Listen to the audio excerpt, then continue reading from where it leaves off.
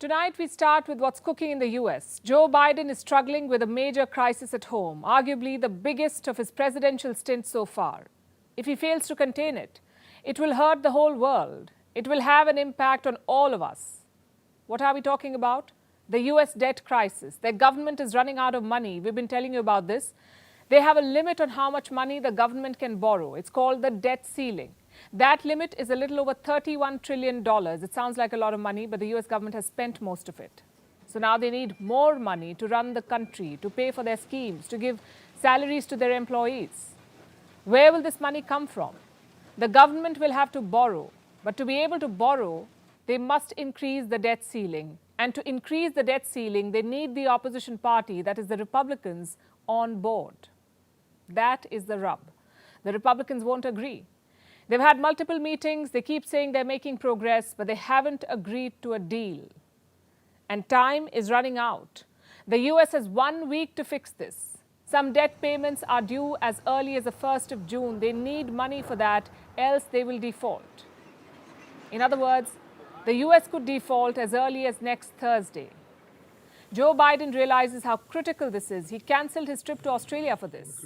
It led to the cancellation of the Quad Summit. He rushed back home to meet the Republicans, but to no avail. The US is now barreling towards a debt default. If it happens, it will be the first in American history. So a deal shouldn't even be a matter of discussion. But it has become a contested issue thanks to the divisions in American politics. Their national prestige is on the line. Their economy could sink, but Democrats and Republicans cannot resolve their differences. Yesterday, Biden met this man. His name is Kevin McCarthy, a Republican leader and the Speaker of the U.S. House of Representatives. This is the lower house of the U.S. Congress. Republicans command a majority in this house, and this is where Biden's deal is stuck. He needs McCarthy to sell the debt deal to Republicans. As Biden went into the meeting, he sounded optimistic. We're optimistic we may be able to make some progress because we both agreed default's not really on the table. We've got to get something done here. He may have spoken too soon. Biden's meeting with McCarthy lasted for an hour. They called it productive, but it did not yield a deal. I thought the meeting was productive. I thought it was more productive than the other meetings we've had, but we still have differences.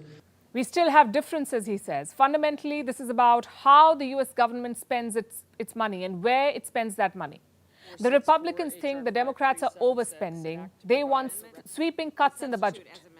Spending worth $4 trillion to be slashed. That's what they want. But the Democrats refuse to do this. Their offer is to keep the spending flat, meaning the existing budget stays and they won't spend a penny more. Now it's time for the other side to move from their extreme positions because much of what they've already proposed is simply, quite frankly, unacceptable.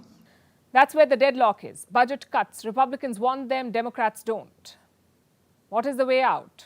Kevin McCarthy was asked about this. What would it take to break the deadlock? You know what his reply was? June 1. The deadline, the date on which America is expected to default. That was his answer. It seems like the Republicans want this to go down to the wire.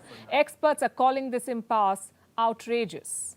Well, to be frank, I think it's quite ridiculous that we're doing this again, right? I feel like it just shows the rest of the world how dysfunctional our government has been over the last 10, 15 years.